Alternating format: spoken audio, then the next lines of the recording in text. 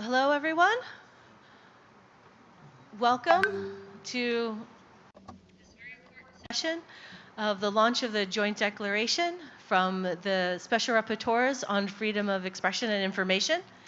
I'm Quinn McHugh. I'm the Executive Director for Article 19, and I'm thrilled to be able to moderate this panel today. I want to start by thanking all of the participants who are joining us here in the audience, online, and also to UNESCO and the organizers for the World Press Freedom Day Conference for helping to organize and make this kind of launch event possible.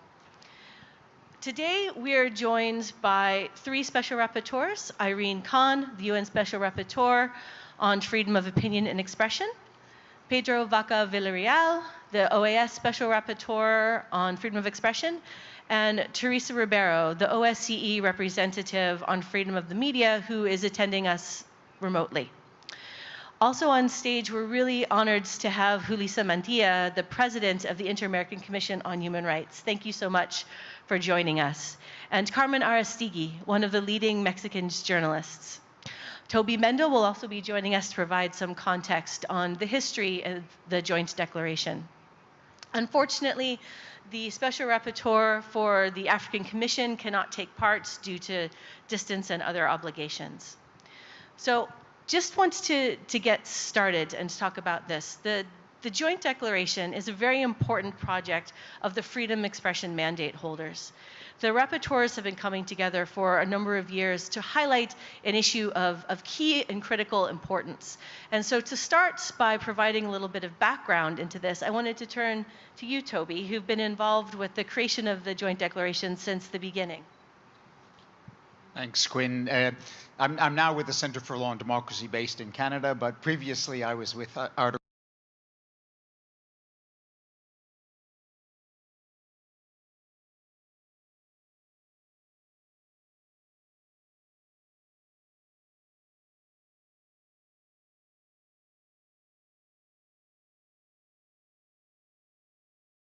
based in Canada, but previously I was with Article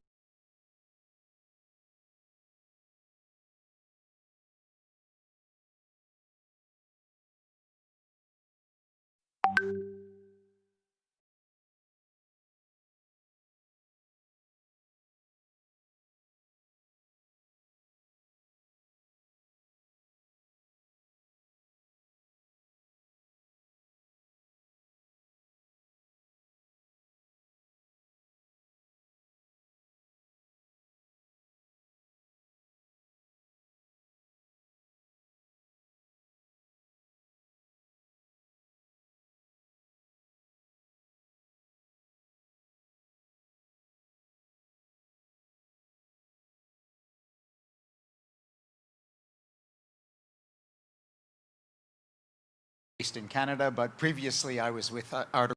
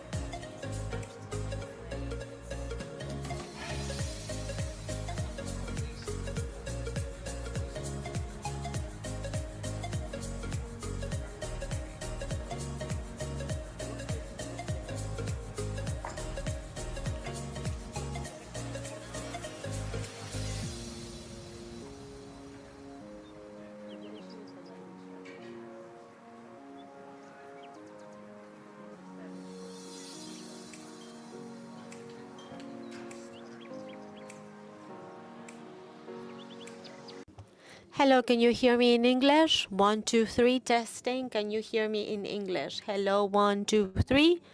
Testing, 1, 2, 3.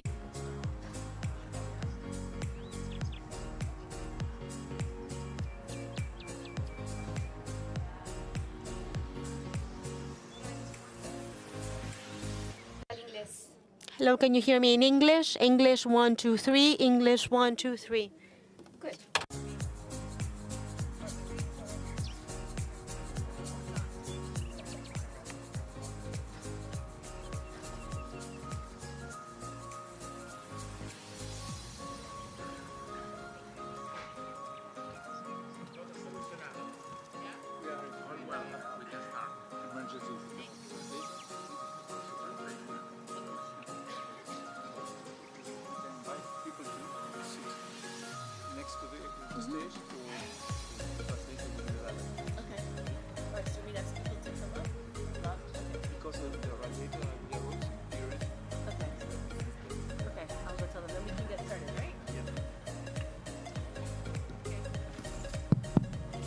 Hello.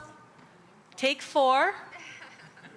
We may be ready to start, but I wanted to, the challenge right now has been resetting the translation system.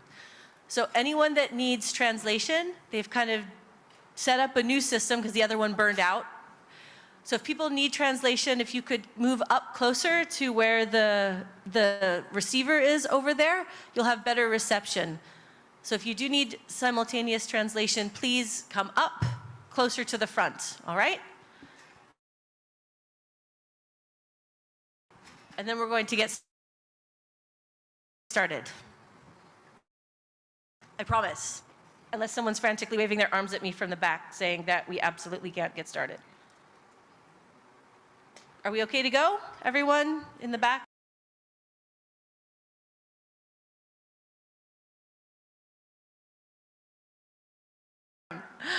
Welcome to the launch of the Joint Declaration of the Special Rapporteurs focusing on freedom of expression and gender justice.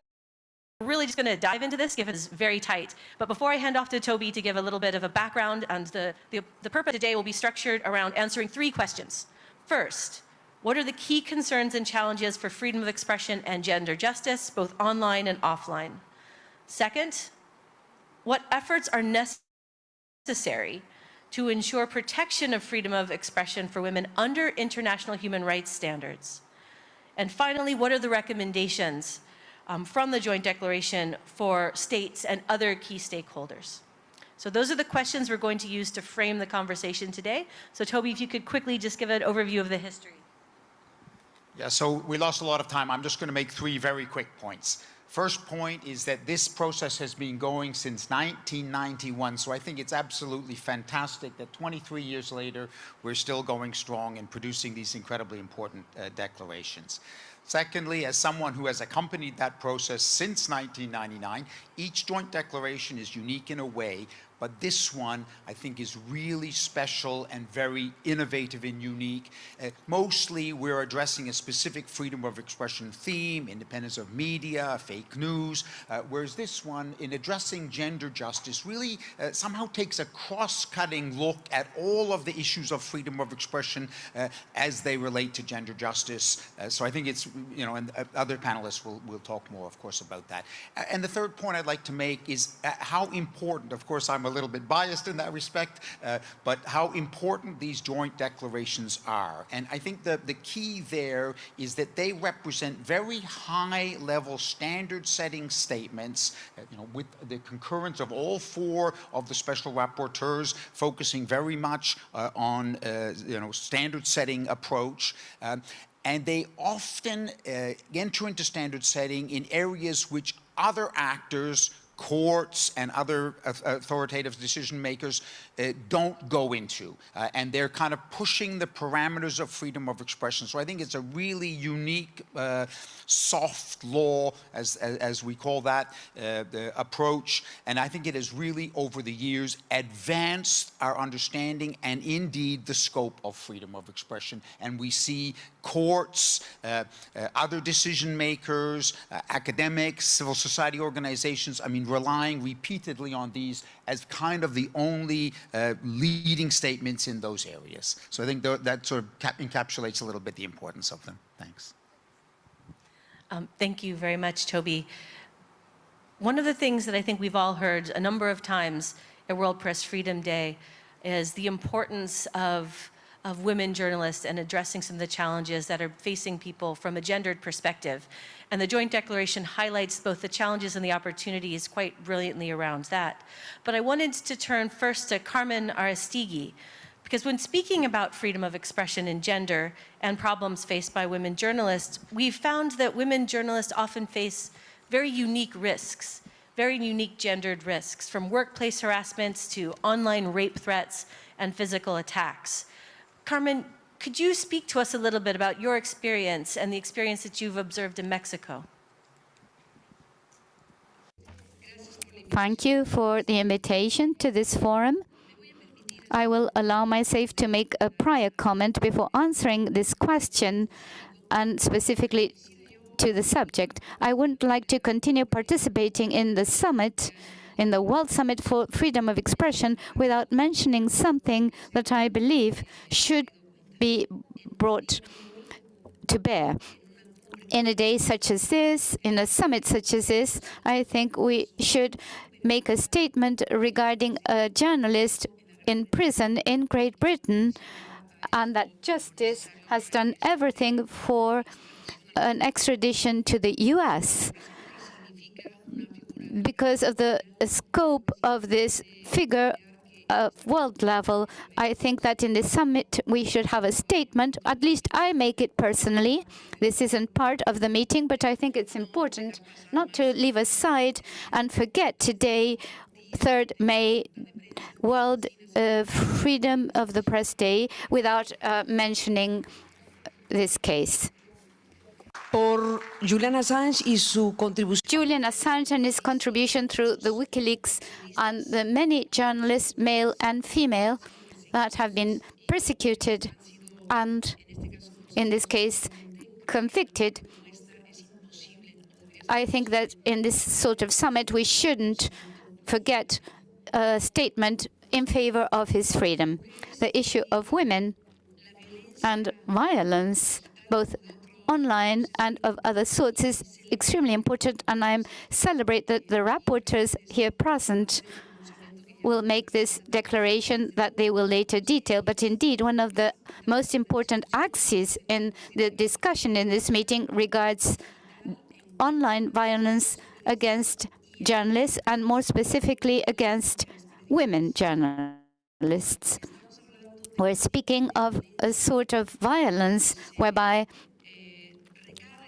we reinforce the strength of the attack against women due to their sexuality, due to their condition as women, because of what they say and do, and the manner how they look, the way how they express themselves, the condition of being a woman as an element to go against furiously through the social networks with the aid, the important aid of technology, to viralize something that we experience in the world as women. There's this phenomenon, and there is a study that has also been debated in this summit, where it is demonstrated that there are many tools with the aim of annihilating morally and destroying the reputation and identity of journalists, but in this case, women journalists, using these elements I've just mentioned. And this forces a discussion at world level because of the impact it has on the democratic life, that it harms the tasks of journalists, but more specifically women journalists. When we look at the studies we've shared in this forum, that there are women that vis-a-vis this sort of aggression and attempts or achievements of moral annihilation decide to retire, to abandon the profession. And this begins to show us a sort of harm caused, of course, to them, but also to society and their right to know and have women journalists. As far as I'm concerned, as a Mexican journalist, and I said this in a panel in the meeting this morning, maybe it's hard to speak of this sort of violence against women in the digital spectrum in a country where they murder journalists. Speaking of online violence, when we have murders of journalists, maybe could seem even a bit shocking. But we must discuss violence throughout. All sorts of violence should be rejected, definitely, and understand also that verbal, digital, all sorts of violence can even lead to physical violence and in extreme degrees to the murder of journalists. That's why we must reject it in all its dimensions and spectra. In the case of people such as me and the team of journalists I form part of, we could tell you about our experience in Mexico of several sorts of aggressions, censorship, judicial harassment, seizures of our facilities, and more recently, the sorts of violence recorded in the social networks. And this violence could be triggered by what is said or published or investigated, or because of what the political leader in your country says, a maximal political leader. If a president decides to pinpoint with a name journalists because they don't like their work or because they believe that those journalists are part of what that president believes an oppositional position, if that president has a social basis or is popular, it could become a very savage thing in the network.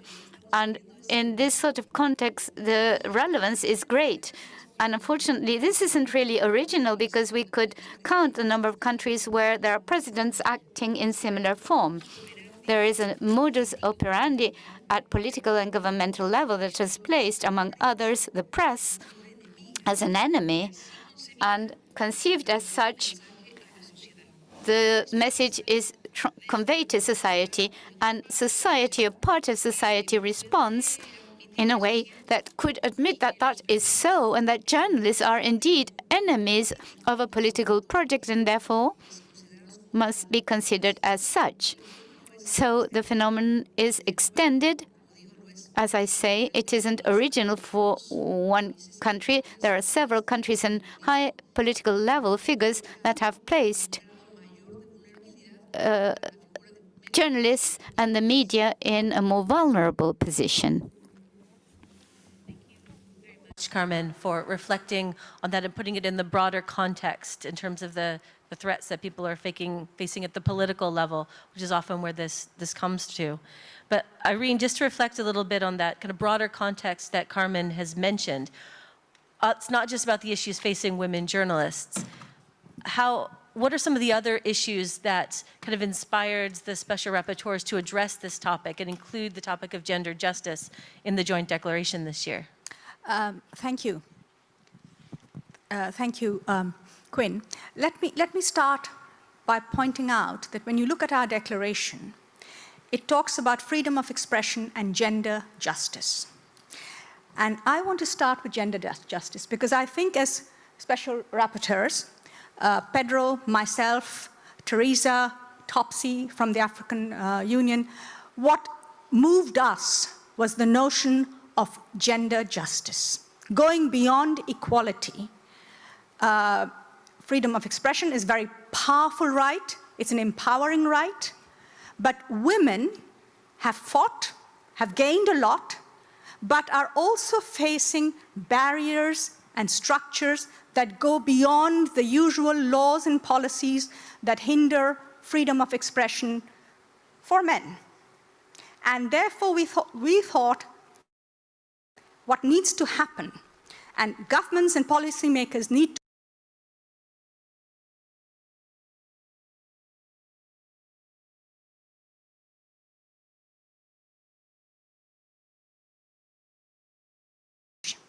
And gender justice is about transformative change. It is about looking at the structural and systemic citizens, and that also stop them reaching their own potential. So for women, yes, laws and policies matter, discriminatory laws and policies. This religion, custom, culture that inhibit women from being able to express themselves fully, misogyny, prejudice. So let us look beyond law. And as lawyers, as special rapporteurs, we all have a great attachment to law and to international human rights law. But what we are saying here is that when we are talking about women's freedom of expression, then we must take a more holistic approach and address what we have said here is gendered censorship. That has to go. Inequality has to be addressed.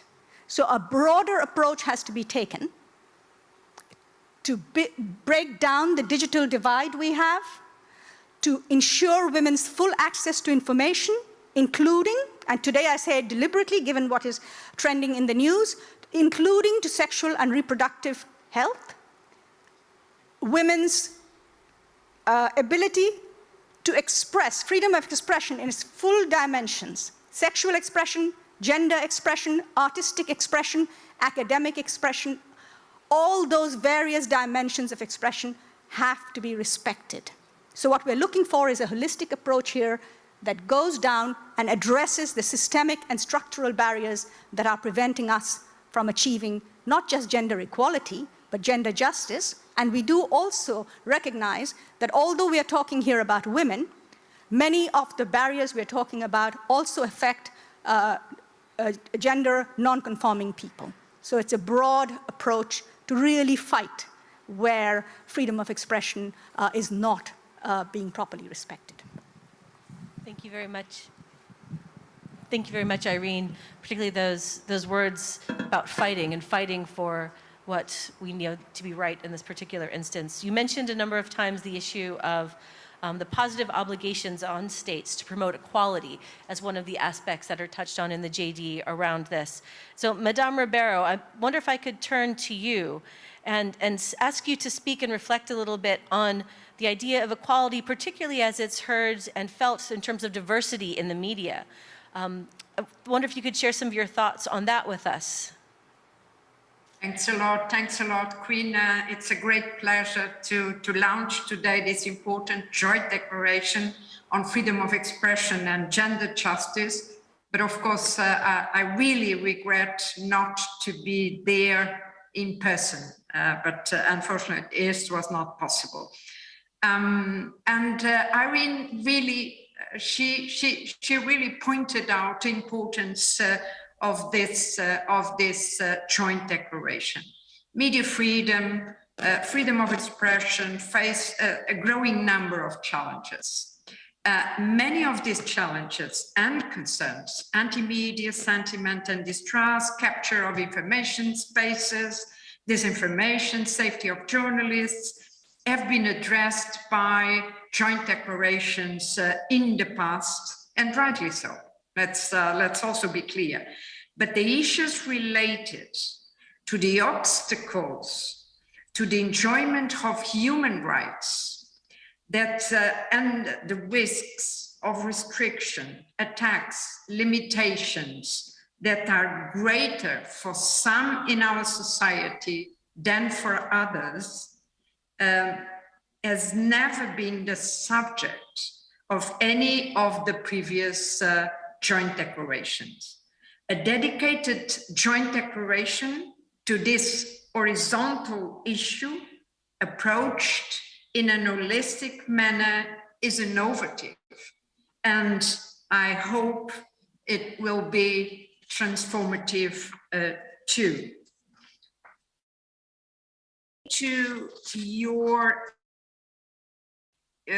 going directly to the question, we clearly need to address all the challenges related to this kind of discrimination, to this kind of horizontal systemic issue.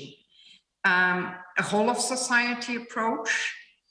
States have positive obligations to ensure full enjoyment of all human rights, but also private companies, they have a responsibility to respect human rights, and the media and all of the society have to lead this kind of transformative change to remove the structural and systemic inequalities in view of creating fairness, gender justice, and enabling environment for freedom of expression for all. And this is very important. We need to address the structural barriers, inequalities, and discrimination women face at every step. Women have asymmetric access to power and rights. We see systemic obstacles which limit women's ability to exercise their right to freedom of expression. And we also witness distinct restrictions on gender issues, very much under the pretext of protecting public morals or following the paternalistic maxim of needing to protect women. And it's not a coincidence that setbacks on women's rights are very much linked to setbacks on democracy. So in the end, is a question of inequality and is a question of democracy. And to address these issues, we really need to mobilize a whole of government, whole of society, which means that civil society, private companies, and of course, the states need to be engaged in such a big endeavor. And thank you. I do not go beyond my time. Thank you very much, Teresa, and for respecting the time. We are, by the way, trying to end at 5 minutes past the half hour. So for people who are keeping track of that. Lisa, if I could turn to you and ask you to reflect a bit on the issue of international and regional standards and the requirements to uphold those. There are, as people have mentioned, and as the Declaration makes clear, there are existing international standards that touch on some of these issues. Is it a lack of standards, or the standards themselves insufficient, or is it the implementation of those standards that causes the challenges? Thank you very much. And using my freedom of expression, I'm going to speak in Spanish. Bueno, yo creo que el problema o el tema que... I think that the issue that we need to discuss goes beyond the dichotomy of lack of standards and political will. There are standards. There are plenty standards. And I would like to provide a very legal example. The Convention to Eradicate All Forms of Violence Against Women, signed in 1994, right? But violence against women has always existed. In 1969, the American Convention of Human Rights was approved, and that convention was enough, for example, using Article 5 on integrity, to interpret that violence against women was a violation to Article number 5 and eventually could be considered torture. So we didn't really need the standard. I mean, there are standards, and standards already existed. So I am very much aligned with what Irene and Teresa have said. I think that the main problem is understanding that discrimination and violence against women is not just a woman's issue. It's not a problem women. I celebrate that there is diversity here. Earlier, I took part in a panel to present a study on digital violence against women, and the audience was a majority of women and only 4 men. So what I said before, let me repeat now. If digital violence against women is so important, such an important issue and so necessary, why is it only women that are part of the audience? Where are the men? Where are the men to understand the problem? And in the second place, I don't know if everyone understands, or maybe it's feminists or women lawyers consider it is so clear and we repeat ourselves, but structural discrimination and ongoing discrimination about women. And there is a line, continuous line in discrimination that comes with us since we are young girls until we are older women. Sexual assault, for example, in most of our countries, the law, the standard or provision that stated that if a woman was raped, if she married her rapist, he wouldn't go to jail. Well, that's been repealed, that's been eliminated. But older women, those in their 60s and 70s that had to live their entire lives with provisions like this in place, how do they carry forward? I always say that elder women today are those little girls that didn't have the chance to report these issues. So when analyzing violence against journalists, women, we need to look at this in a broader inequality and gender violence context. And we need to link all of those things that we have naturalized as part of violence. A very brief example. In societies like ours, where since we are children, we attribute different care or gender roles to women and not men, and statistically we can show that girls devote less time to their homework and schoolwork because they need to help their mothers. So those girls already grow with inequality in their lives. Speaking about access to information, as I've been mentioned, societies where women are not allowed to have access on their sexual and reproductive health, that leads to unwanted teenage pregnancies. And of course, we should also consider sexual violation that it is already been proved that most girls and women suffer. So a girl is socialized to choose home care and household chores instead of school or education. So this perverse cycle of violence leads to women taking informal work, unpaid work, women who suffer higher levels of violence. And if she's not a victim of feminicide, she will reach her 60s and 70s without any pension funds, any retirement payments, because she's never worked in her entire life. So if we want to speak about violence against women, violence against female journalists, we also need to consider this in the context that we live in. This is an event about freedom of expression, but let me ask a few questions. What are women saying, but who are listening to them? Second, what do we do with this narrative that attacks women and are considered a joke or a cultural thing or something that people say? And something else to consider, Me Too movements, or I Believe You, Sister, that came about so women who had been violated or attacked at 5, 10, or 12 years and finally years later start reporting these violent attacks, and we've all seen hashtags on social media. But what have the answers been where they are sued for defamation? Now, criminal law that did not support you when you were a child and did not enable you to report these issues is then later on used to silence your voice. So that's why this declaration is so important, because there's a link between state, society, and private companies in fighting against violence.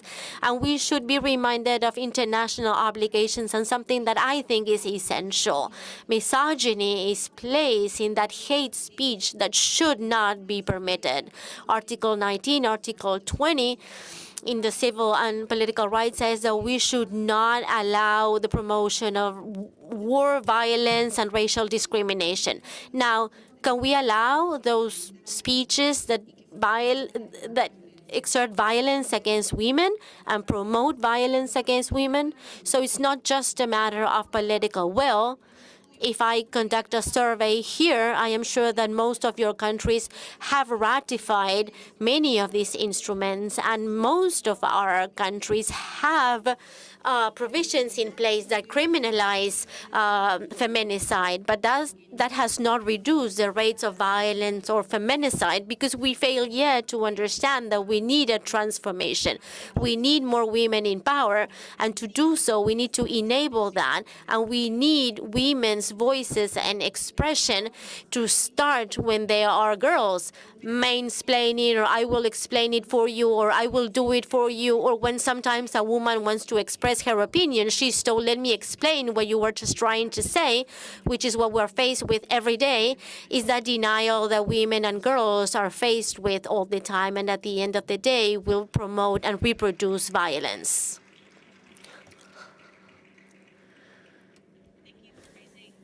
Of silence, and it's the silence that's the hardest for us. We've had a really good overview of some of the issues that drove the need to have this joint declaration, but I'd like to turn now to some of the recommendations that are coming out of that as well to address some of these challenges. Pedro, if I could turn to you first. Where's your microphone? There's one somewhere. Okay. Pedro, if I could turn to you. And one of the recommendations have to do around access to information in particular. Is there something you'd like to kind of elaborate on that? Bueno, en primer lugar, muy buenas tardes. Es para mí un gusto estar en este panel. Además, porque recuerdo que cuando estábamos haciendo el lanzamiento de la anterior declaración conjunta con Irene y con Teresa, que estábamos en Washington, hablábamos sobre cuál podría ser el siguiente tema de la declaración del año 2022. Y agradezco también el liderazgo de Irene, que sugirió que enfocáramos esfuerzos en esta declaración, porque además en los varios años que tiene esta declaración, nunca se había tocado de forma tan detallada la libertad de expresión de las mujeres. Y en ese sentido, para mí ha sido un privilegio. It has been a privilege for me, and of course, men have privileges being part of this team that has written the declaration. There are 4 key issues highlighted in the declaration. A relationship between access to information and empowerment of women that includes specific obligations on closing the digital gap. For example, access to information and the internet to be available, open, safe, eliminating political and economic and political barriers that impact in a differential way on the possibility of women for expressing themselves. Second recommendation posed in our declaration regarding access to information regards a specific view of states and tech companies, internet intermediaries, to drive digital literacy measures geared to the right of the freedom of expression by women and girls.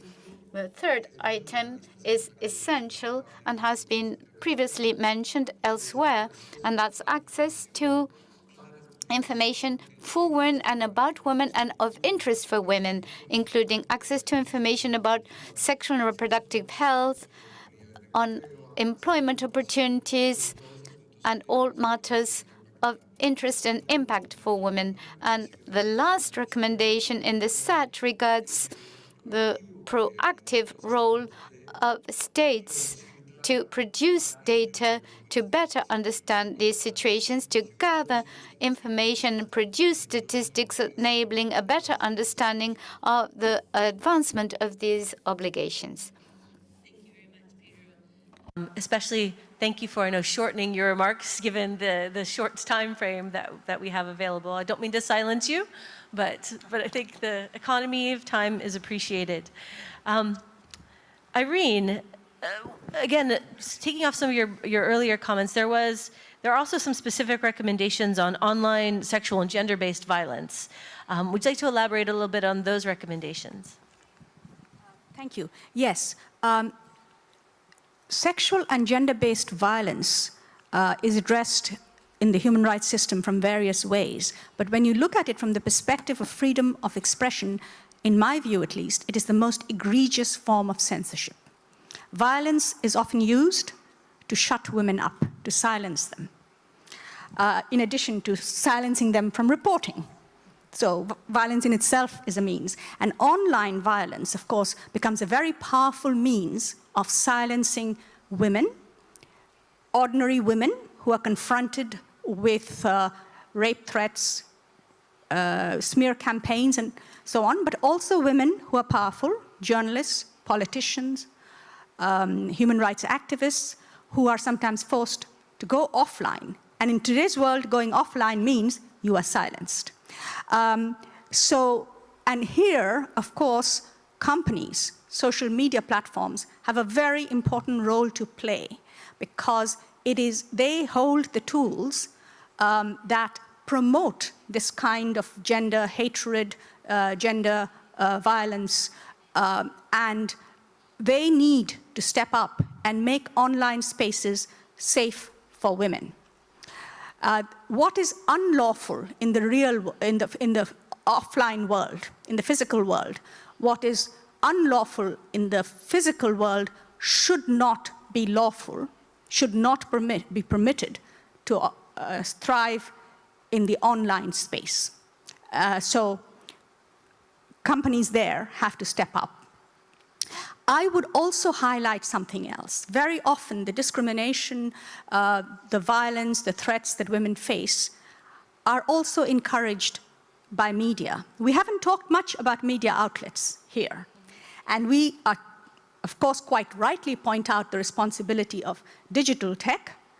But in the good old-fashioned media world, too, there needs to be much more awareness and action to remove discrimination against women and attacks on women that actually then silence women.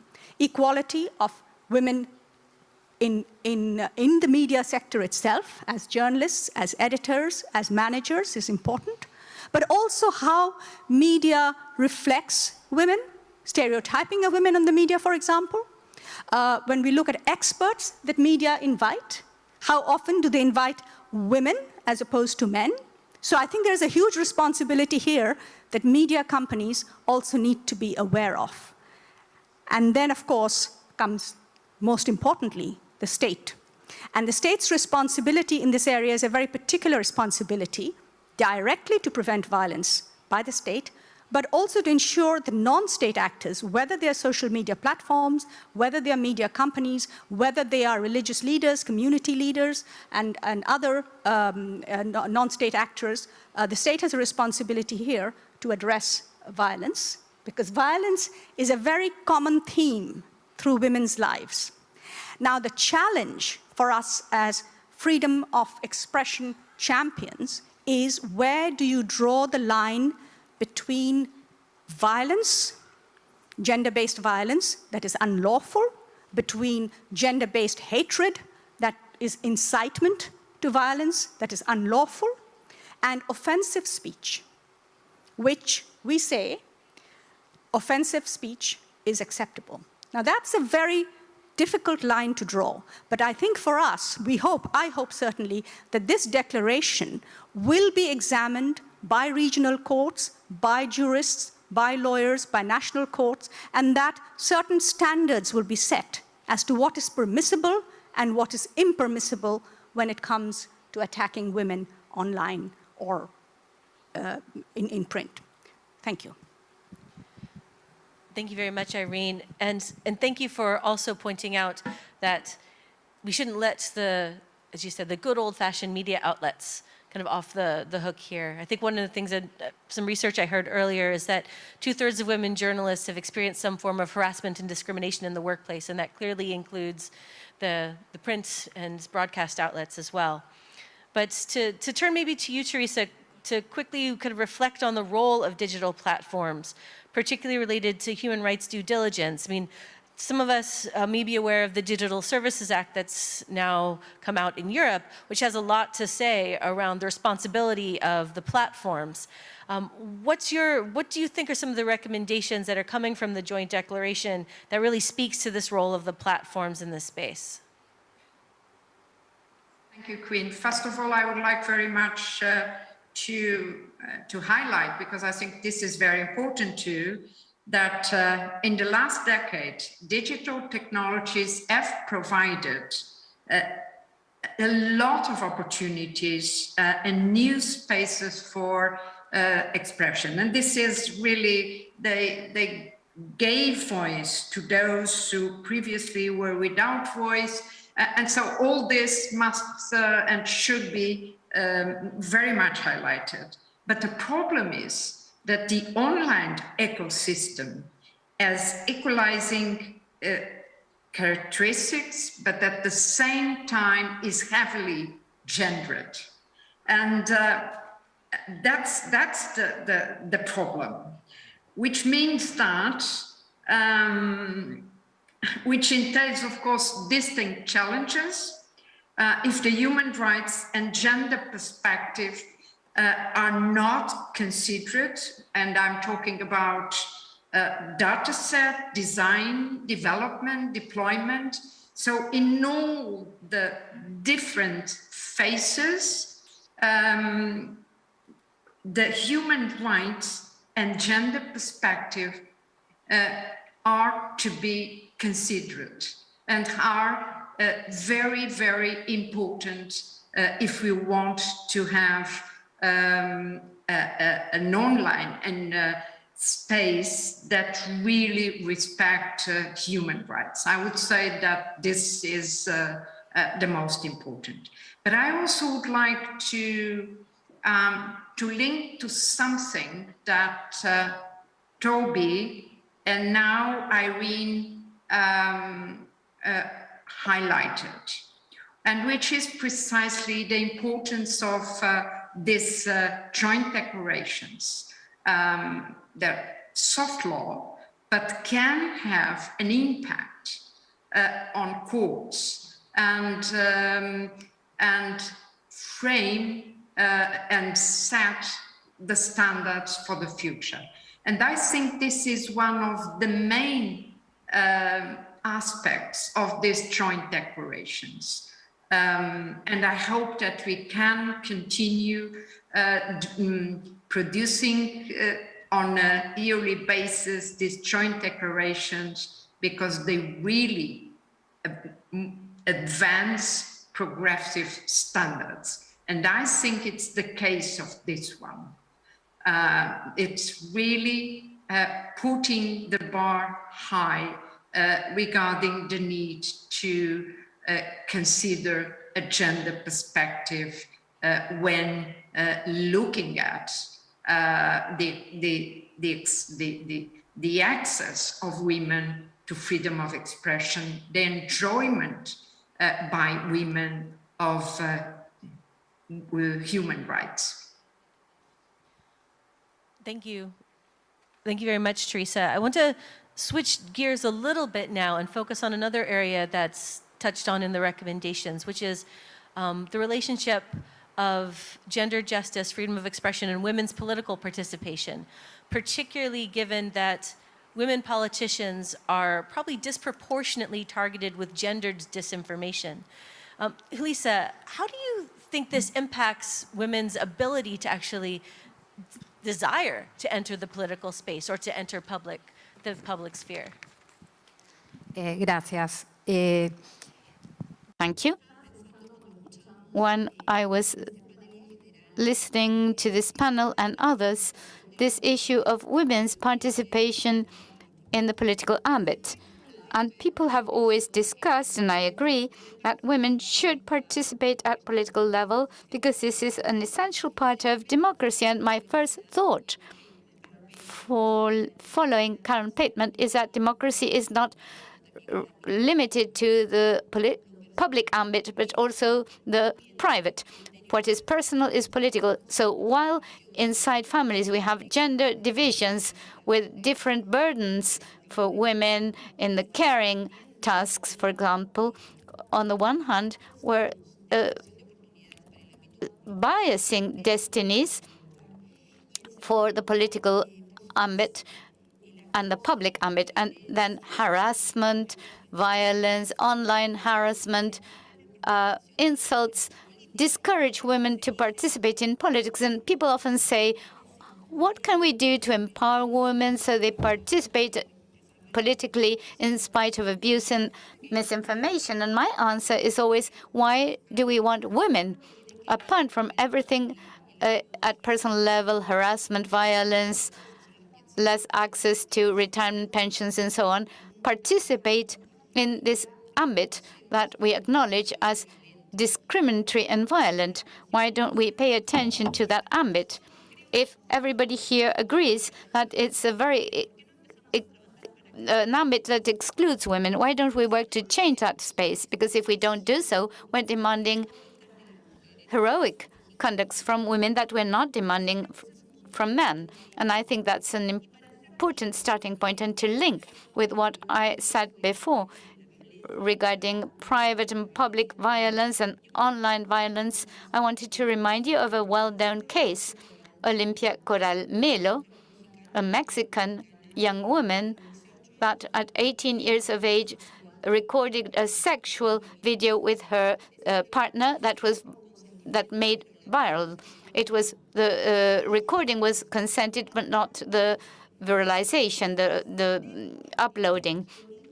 And Olympia tried to commit suicide on 3 occasions. And when this sort of thing occurs, and well, we have had the Olympia law now in Mexico, but the question I would now make is, and who did viralize that? When you receive those images in WhatsApp of bodies of women and they are made viral, it isn't just because there's a prior stage where this is naturalized. We didn't try to find out who was responsible for the viralization. Punishment was for the woman who had consented something that pertained to her intimate and sexual life. And that is another example of stereotypes that prevent women from participating in politics. So the first idea is to change the space. In the second place that I would like to stress, the quota and gender parity laws are means. They are not an end itself. It seems like when states pass quotas for women to participate, they've done it. It is enough. You have your quotas. Now, what we should aim for is social transformation to promote the participation of women.